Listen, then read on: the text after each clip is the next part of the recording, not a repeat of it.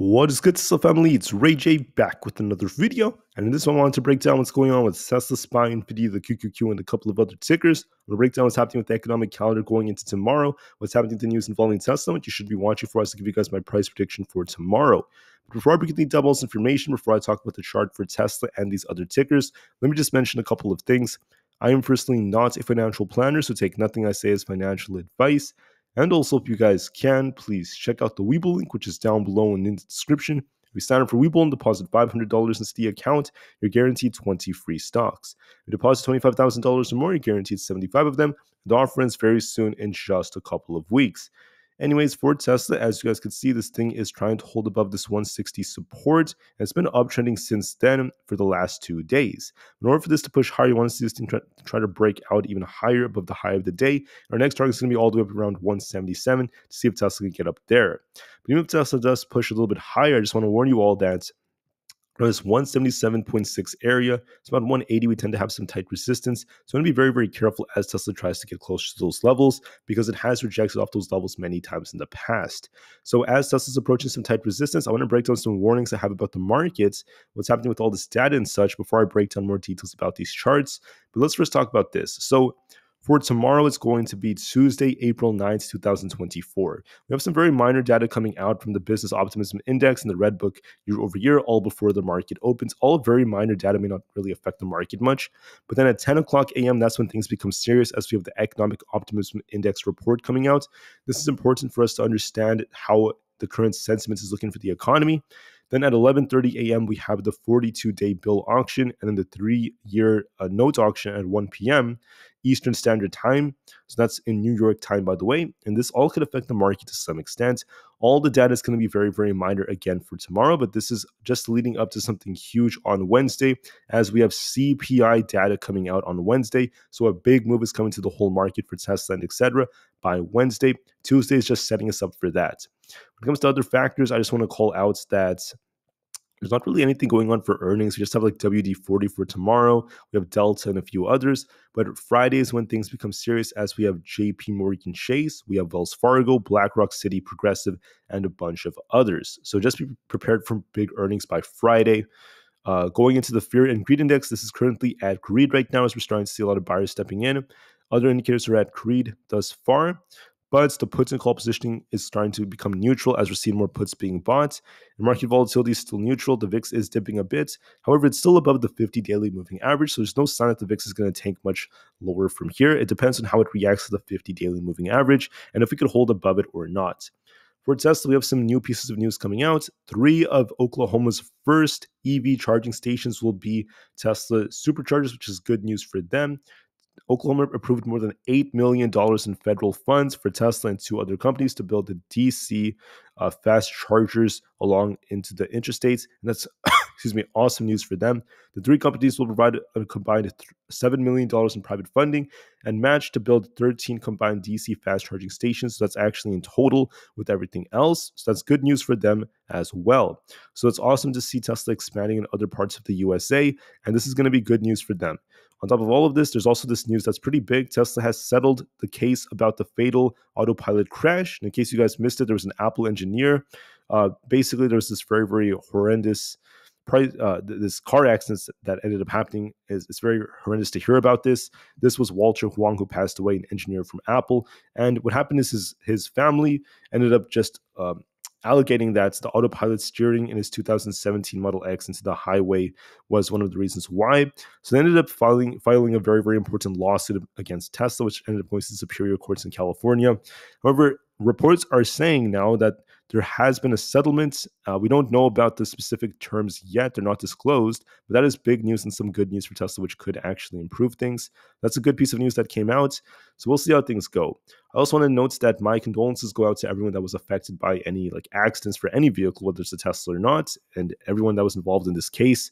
So I want the best for everyone, and we'll see how things go moving forward. There's also some big news that came out with Elon Musk. He's predicting that AI is going to be smarter than the smartest human next year. That's a very, very bold claim. Now, Musk's predictions are known for not being correct. He does tend to be very, very early with these estimations, but I do agree with his point that AI is developing very, very quickly, and AI will eventually surpass human intellect in many different manners. Can I say in every single manner? I can't say it right now, at least for the time being, but I do believe in the future there will come a time when AIs are much smarter than the large majority of humans, if not even the smartest of them. And I think that AIs are just continuing to get more and more intelligent and grow more and more as time goes on. However, whether it's next year or not is yet to be determined. We'll see how many years it takes. But for now, we'll see what happens. But what is good about this is that Elon Musk is very optimistic about AI. This is great for Optimus and the Dojo supercomputer. And by taking in all the data together, this will help the robotaxi improve and become more and more intelligent. For volume, we saw about 104 million in volume, well above average as Tesla is bouncing. We also saw short volume dropping a bit as Tesla is gaining some strength. And then additionally, Morgan Stanley gave Tesla an overweight rating, followed by, the price price ratio kind of being down here. Tesla's still not that strong compared to the market, as it's still very far from its all-time high, whereas SPY and the QQQ are not too far from their all-time highs. That's why Tesla's looking a little bit weaker to some extent. But what is good is that Tuesdays tend to be green about 51% of the time, and Tesla's on a short-term little bounce trend, so this could continue as time goes on. The hourly seasonality is showing more volatility at 11 o'clock a.m. and also at 2 p.m., so we'll see if this leads to any more changes. With that being said, we saw some more big orders coming out. We saw a lot of sell and also a couple of buy orders, so kind of mixed right now in terms of inside trades.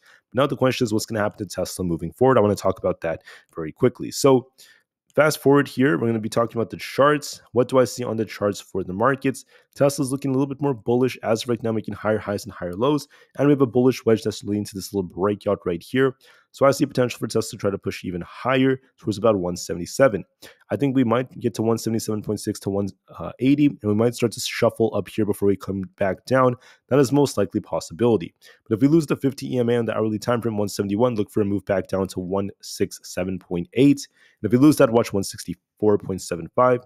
Resistance watch 175. If you break this, we could push higher, so we'll have to see how things go. I also want to add that right here, we could even draw out a nice little wedge that's kind of like forming just like this. And if anything, this is leading up to a nice little development as we're getting tighter and tighter for a potential break to the upside as we fill this imbalance. So in my opinion, Tesla's looking a bit more bullish. It favors the bulls a bit more, at least for the super short term. Okay, for the super short term, yes, it looks like the chart's going to push a little higher. We could get up to about 175, if not 177.6, and then 180. But the problem is the overall trend is still bearish on Tesla. This thing has been making these lows right here. So you want to be careful with this in mind.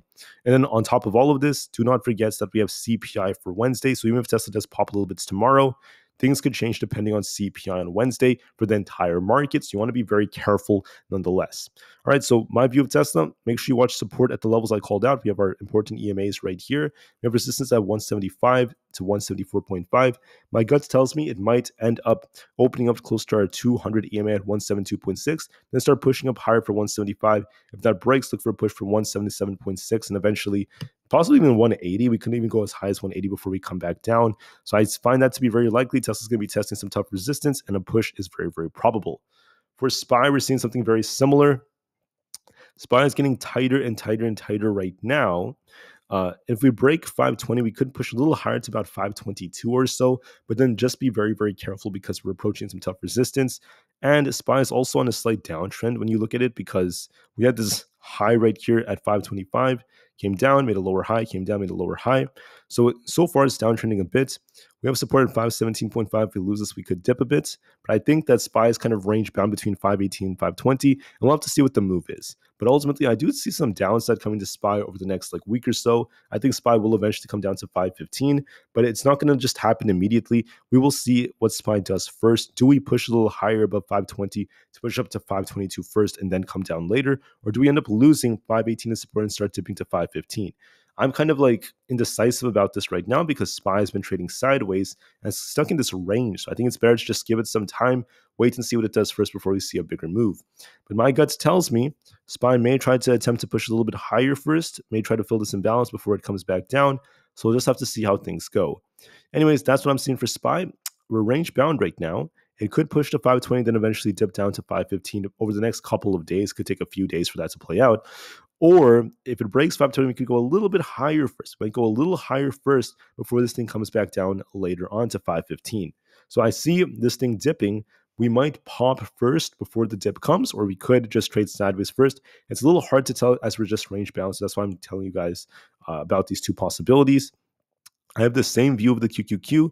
We have resistance at 442. We have support at 440. If we lose this, we drop to about 438, if not 436. My guts tells me the same thing as SPY. Either we pop to about 442 and we hold this and trade sideways and eventually dip back down to 438 by Thursday or Friday, or what could happen is we push to the imbalance at 444 to 445, this resistance up here. One more push up higher, we trade sideways up here, and then we eventually come back down, right? Are we going to push above 442, hold it, and then start pushing for 444, and then later on dip? Or are we about to dip from here? That I'm not too sure about it. It really depends on which way we break, as we're kind of tight right now. It's a little tricky to tell because for the last day and a half, the QQQ has been just trading sideways, very indecisive. So I think it's best to wait and see which way we go. We're kind of contracting, which is showing some weakness on the charts. And as we're contracting a bit, the weakness that's developing is leading to a big shift. So that's what I'm seeing for the QQQ. Looking at something else such as Nvda, I'm seeing a very, very similar trend essentially developing. So what I'm seeing for Nvidia is the following. Nvidia is looking kind of weak because it's been downtrending for quite some time, making lower highs and lower lows over and over and over again. And then I just want to note that we kind of popped to 890. I was hoping for 892 and then a rejection, but instead we actually went up to 890, then rejected. So we're showing some weakness. We got this big drop right over here. Look at resistance around this 877 to 880 area. I think we could pop and kind of like approach this resistance. We might reject and start dropping back down lower to lower levels towards the 860s. If we fail to get much of a bounce, we could even drop to 860 straight from here. So I do see an attempt to drop coming to Nvidia. We could pop first and then drop, or even drop from here. So watch for that very, very carefully. But that's what I'm seeing for Nvidia for the time being. For Apple, we're on a bit of a downtrend right here. We have a head and shoulders like structure and we're dipping a bit. Watch 168.87 as resistance and watch 168 as support. We could retest. So what we like to do is kind of pop in the mornings and come back down. I know it sounds kind of cliche, but just look at this. If we look at Wednesday, we popped and dropped. Thursday, we popped and dropped. Friday, we popped and dropped. Today, we kind of popped a little bit. Then we ended up dropping, continuing the downtrend. So we're on a downtrend, but I think that it's very likely we come back up to about 168.8, if not 169. If we get a good piece of news, we'd have to try to break up to 170, but I don't think it's going to push like that. We might push up to 169 or 168.8 and come back down to 168 later on. I find that to be more probable for the Apple stock as we're looking a little bit weaker. But that is it, guys, for the main five I typically talk about. Now I just want to talk about a few more before I conclude with this video. So I'm going to switch over to the 4-hour time frame and break down more details about these charts. Looking at, let's see, we have Palantir right over here. Palantir is kind of like range bound. So we have our 50 EMA at 23.5 as resistance. If you break this, we start pushing hard to 24 plus. We have support currently at 22.8. If we lose that, we're going to start sinking all the way down towards 22 flat. Do we end up losing 22.8 and start turning bearish, or do we end up breaking above 23.5 to turn bullish? That I'm not too sure about. I would say just give it some time and we'll have to wait and see how things go. So be patient, with that. For Supermicro, this is on a bit of a downtrend. It's been downtrending for the last couple of days, continuing to make these new lows right over here, lower highs and lower lows. And I do see a test of the 200 EMA coming. So I think that we're going to be testing 900 soon. If we lose that, we're going to be coming all the way down to about 872. And to be bullish, you want to see it break above 934. If we break that, we could get closer to 950 again. But overall, the trend is still a bit more bearish. So I do anticipate some more downside. The 4-hour is looking a little bit weaker, so we'll just have to see how things go. And overall, Supermicro is looking a little bit more in favor of the bears. For Rivian is looking a bit more bullish. I told everyone that it might test like 10 and then try to rebound it, but that's what's happened. Could go a little hard to fill this imbalance towards 10.6, and then we could reject off 10.6 to 10.8. I think 10.6 to 10.8 is going to be tested, and we're going to come back down. So look for a little bit more upside before it comes back.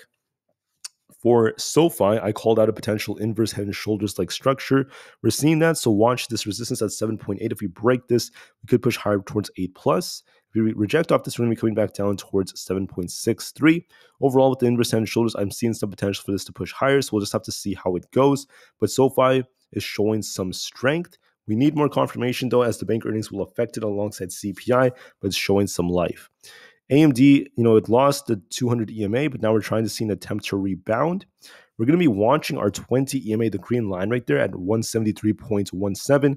If we end up holding up and we end up testing that, I think we might see a move to the upside if we break through it. And if we end up rejecting, we're going to come back down. I think tomorrow it might test 173, and we'll see if it rejects or not. But that's what I'm seeing for AMD. CPI is also going to be a big factor, so don't forget about that. For ARM, it's showing some strength, trying to push a little bit higher. Watch 130's resistance. If you break this, I could easily see this thing push up to 132.5 and 134.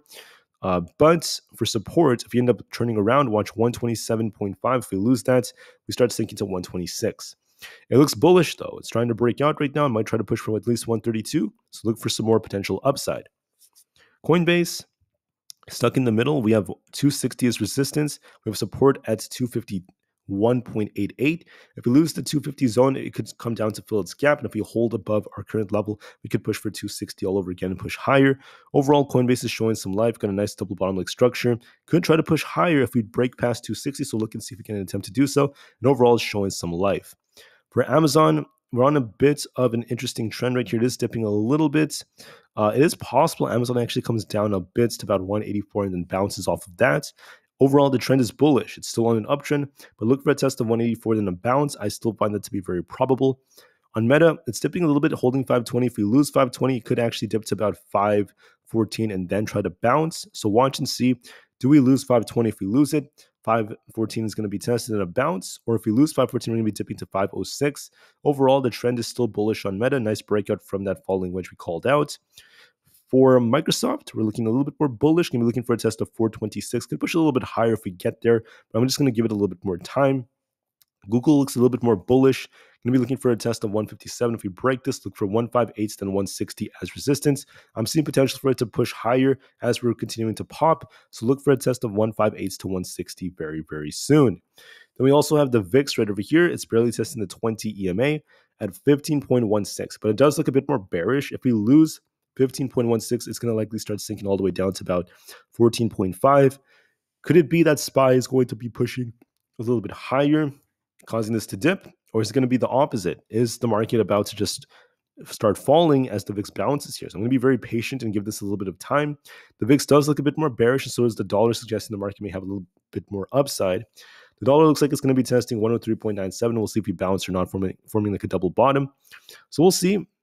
There's also a possible head and shoulders on the dollar, so I'm kind of indecisive about this. I do see it dipping to at least 103.9 just to see if it breaks down or not. So let's just be very, very patient. What I see for the market is that SPY may attempt to push a little higher, could try to push higher again and retest 520. We'll see if we break that and try to go a little higher. And then we'll see if we get a big rejection or not from there moving forward. If we do end up breaking past 520 and we remain under 524, that's my current view. So we'll just have to wait and see.